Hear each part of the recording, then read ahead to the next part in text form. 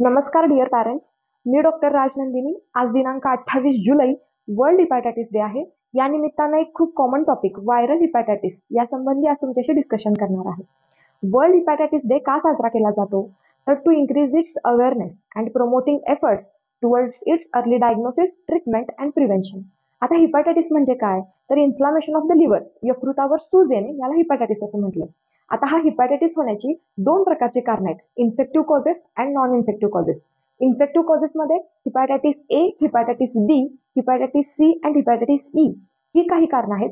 तर non infective कॉजेसमध्ये dengue fever, malaria, typhoid, scrub infection, leptospirosis, autoimmune disorder, any metabolic disorder, frequently use of alternative drugs, Wilson's disease ही काही कारणं आहेत. लहान मुलांमध्ये व्हायरल हिपॅटायटिस ए हा मोस्ट कॉमनली दिसून येतो. 60% केसेसमध्ये आपल्याला हा दिसून येतोय. हिपॅटायटिस ई आहे तो 15% केसेसमध्ये दिसून येतो. आता हा व्हायरल हिपॅटायटिस ए होण्याची कारणं कोणकोणती आहेत, याचं ट्रान्समिशन कसं होतंय? तर फिको-ओरल रूटनी याचं ट्रान्समिशन होतंय, म्हणजे contaminated food, contaminated water. Hepatitis B and hepatitis C याचं ट्रान्समिशन कसं होतंय? हिपॅटायटिस बी चे ट्रान्समिशन हे मदर टू बेबी होतंय, म्हणजे if the mother is positive then it is transmitted towards the baby. तसेच इन्फेक्टेड निडल इंजुरी झाली असेल किंवा अडल्ट्समध्ये बिकॉज ऑफ सेक्शुअल ट्रान्समिशन याचं ट्रान्समिशन. आता याची लक्षणं काय दिसून येतात? तर फीवर, ताप येणे, ॲब्डॉमिनल पेन, भूक कमी होणे, नॉशिया, वॉमिटिंग, उलटी, मळमळ आल्यासारखं वाटणं ही काही लक्षणे आहेत. तसेच फ्यू वीक्स काही दिवसांनी किंवा आठवड्यांनी yellowish discolouration of the eyes, dark yellow colour of the stool, urine ही लक्षणे आपल्याला दिसून येतात. आता या सगळ्याचं प्रिव्हेन्शन कसं करायचं ते सर्वात महत्वाचं आहे. पहिली गोष्ट म्हणजे वॅक्सिनेशन. हिपॅटायटिस ए साठी 12 महिने पूर्ण झाल्यानंतर, म्हणजेच 1 वर्ष पूर्ण झाल्यानंतर पहिला डोस, त्यानंतर 6 ते 18 महिन्यांनी सेकंड डोस म्हणजे बूस्टर डोस घेतला जातो.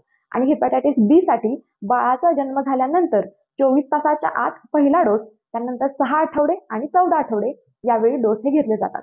वॅक्सिनेशन हे बेस्ट वे आहे for the prevention of the hepatitis. आता सर्वात महत्वाचं, प्रिव्हेन्शन करण्यासाठी आपल्याला काय फॉलो करायचं आहे? तर आपल्या मुलांना प्रत्येक खाण्याच्या आधी स्वच्छ हात धुवायला सांगायचे आहेत.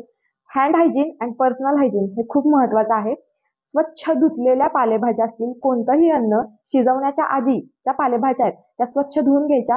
मुलांची नखं आहेत ती वेळोवेळी वाढल्यानंतर कापणं आवश्यक आहे. स्ट्रीट फूड जे आहे ते जास्तीत जास्त अवॉइड करण्याचा प्रयत्न करायचा आहे. तसेच आपलं जे पिण्याचं पाणी आहे ते स्वच्छ असावं. अनहायजेनिक किंवा कॉन्टॅमिनेटेड वॉटर आहे ते पिण्याचे टाळावे. There is no specific medicine for hepatitis A. Usually hepatitis A हा गुड सपोर्टिव्ह केअर आणि शरीराच्या नॉर्मल इम्युनिटीने क्युअर होतं. पण काही केसेसमध्ये हिपॅटायटिस बी आणि सी आहे हा क्रोनिक होत जातो आणि त्याची अधिक गंभीर लक्षणे आपल्याला दिसून येतात. अशी काही लक्षणे जर तुम्हाला दिसून आली तुमच्या बाळाच्या बाबतीमध्ये, then immediately consult your doctor. Thank you.